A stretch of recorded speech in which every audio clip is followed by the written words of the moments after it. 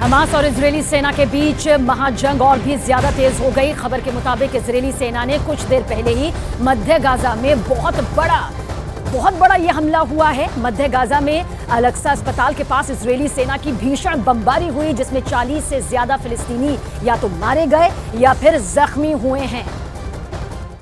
देखिए, आपको जानकारी दे दें कि इजरायली सेना ने मध्य और दक्षिणी गाजा में बमबारी और जमीनी घुसपैठ और भी ज्यादा तेज कर दी। पिछले कुछ दिनों का जिक्र करें तो 147 लोगों की जान गई है पिछले कुछ दिनों में। खबरों के मुताबिक अमेरिका के विदेश मंत्री एंटनी ब्लिंकन ने साफ साफ कह दिया कि जब तक गाजा से हमास का सफाया नहीं हो जाएगा, तब तक इजरायल यूं ही हमले करता रहेगा।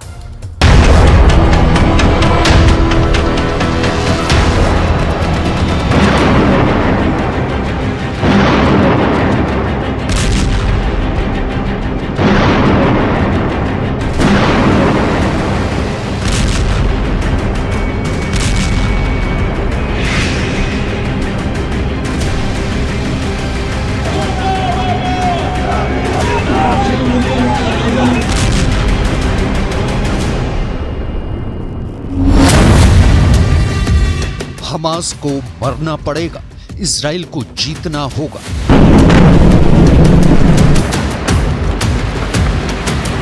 गाजा युद्ध को 3 महीने से ज्यादा का वक्त हो चुका है। 23,000 से ज्यादा फिलिस्तीनी इजराइल हमास के युद्ध में मारे जा चुके हैं। उत्तरी गाजा, दक्षिणी गाजा, मध्य गाजा और गाजा शहर में हमास के लड़ाके पूरा जोर लगा रहे हैं कि किसी तरह से इजरायली सेना को जमीनी युद्ध में हरा दें। लेकिन हाईटेक और घातक हथियारों से लैस इजरायली सेना बेरहम हमले कर रही है। हालात ये हो गए हैं कि हमास के टॉप कमांडर से लेकर आईडीएफ से मोर्चा लेने वाले हमास लड़ाके बहुत बड़ी तादाद में मारे गए हैं। हम आपको आगे बताएंगे कि कैसे अमेरिका भी अब गाजा में मारे जा रहे फिलिस्तीनियों की मौत पर आंखें मूंद रहा है और क्यों, और कैसे हमास के टॉप कमांडर अचानक बड़ी संख्या में मारे जाने लगे हैं। 8,000 मार डाले, 37,000 मारेंगे।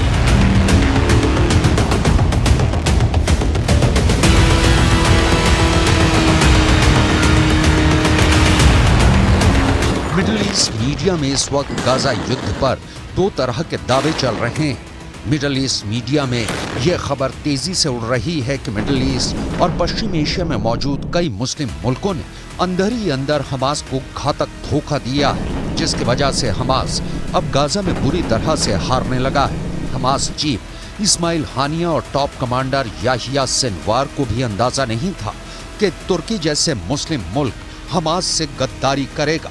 हमास को यह भी अंदाजा नहीं था कि मुस्लिम मुल्क कतर इजराइल के इशारे पर हमास को सरेंडर करने के लिए मजबूर करने लगेगा। हमास को मुस्लिम मुल्कों ने दिया धोखा।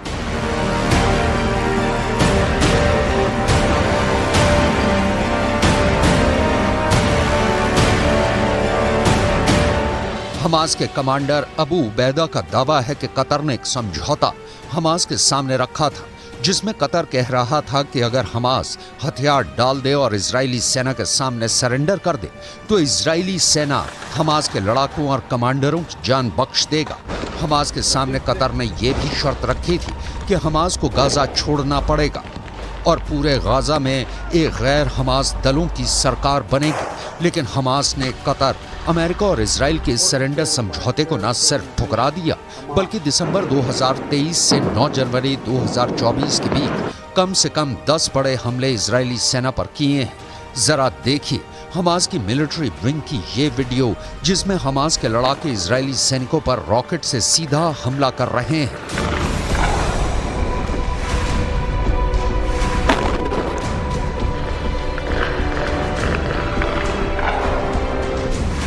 हमास मिलिट्री विंग के इस वीडियो में साफ देखा जा सकता है कि इजरायली लड़ाके गाजा सिटी में ऑपरेशन करने जा रहे हैं, लेकिन इसी बीच एक तबाह इमारत की बालकनी से रॉकेट से हमला किया जाता है, जो सीधे इजरायली सेना के पास आकर गिरता है। इसके अलावा हमास लड़ाकों को घातक हथियारों के साथ मलबे और तबाह वाहनों के पीछे से भी हमला करते हुए देखा जा सकता है।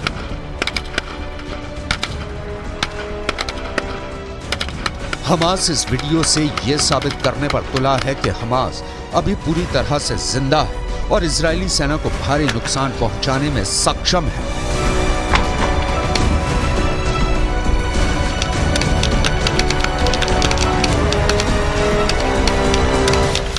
אתמול חשפנו באל בורג' את מפעל הייצור הרקטות ואמצעי הלחימה הגדול ביותר של החמאס. במהלך הפעילות המבצעית להשמדת התשתית התת-קרקעית של המפעל, נגרם פיצוץ כתוצאה מירי טנק שזיהה מטרת אויב בשטח. ככל הנראה, פגז של הטנק פגע בעמוד חשמל סמוך שגרם להפעלת המטען.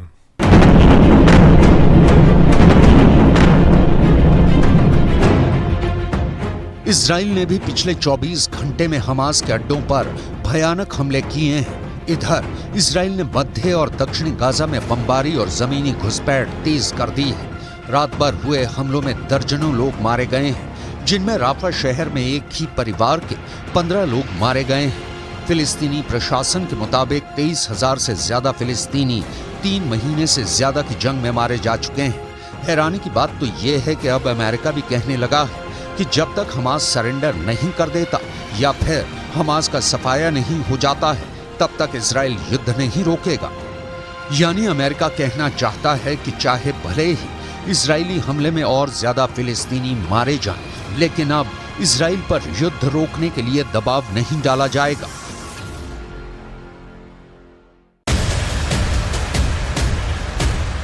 इजराइल की राजधानी तेल अवीव से 9 जनवरी 2024 को आई इन तस्वीरों को देखिए, जहां पर अमेरिकी विदेश मंत्री एंटनी ब्लिंकन इजराइल के प्रधानमंत्री बेंजामिन नेतन्याहू के साथ मीटिंग कर रहे हैं। नेतन्याहू के चेहरे को देखकर साफ अंदाजा लगाया जा सकता है कि उन्हें गाजा में हमले और तेज करने की हरी झंडी अमेरिका की तरफ से अमेरिकी विदेश मंत्री एंटनी ब्लिंकन दे रहे हैं। अब अमेरिकी विदेश मंत्री एंटनी ब्लिंकन और इजरायली रक्षा मंत्री योव गैलेंट की ये तस्वीर भी देखी, जिसमें दोनों न सिर्फ मीटिंग कर रहे हैं, बल्कि दोनों देशों के रक्षा और खुफिया विभाग से जुड़े अधिकारियों के साथ गाजा युद्ध के हर पहलू की जानकारी एक दूसरे को दे रहे हैं। एंटनी ब्लिंकन के साथ चलते इजरायली रक्षा मंत्री योव गैलेंट के हाव भाव को देखिए, जिससे साफ पता चलता है कि इजराइल आने वाले 2 से 3 हफ्तों में हमास पर भयानक हमले और करने जा रहा है। एंटनी ब्लिंकन के तेवर और इरादे हमास और फिलिस्तीनियों को लेकर बदलने लगे हैं। We believe the submission against Israel to the International Court of Justice distracts the world from all of these important efforts. And moreover, the charge of genocide is meritless. It's particularly galling given that those who are attacking Israel, Hamas, Hezbollah, the Houthis, as well as their supporter Iran, continue to openly call for the annihilation of Israel and the mass murder of Jews.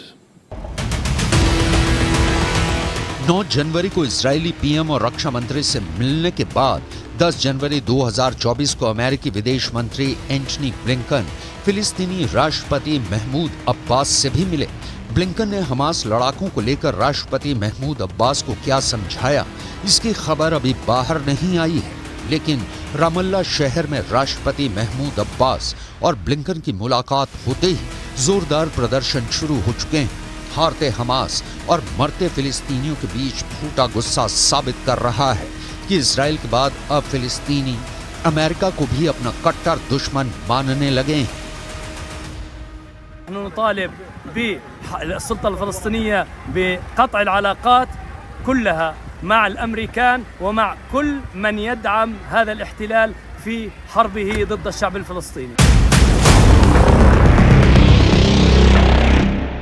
Israel और Hamas के बीच खूनी झड़प तेज होती जा रही है। इस बीच Israeli सेना के प्रवक्ता डैनियल हगारी ने हमास और इजराइल के बीच जारी संघर्ष को लेकर बड़ा दावा किया है। हगारी के मुताबिक इजरायली सुरक्षा बलों ने उत्तरी गाजा से हमास के आतंकियों का पूरी तरह से सफाया कर दिया है। इजरायली सेना प्रवक्ता के मुताबिक अब तक 8,000 से ज्यादा हमास के आतंकी मारे जा चुके हैं।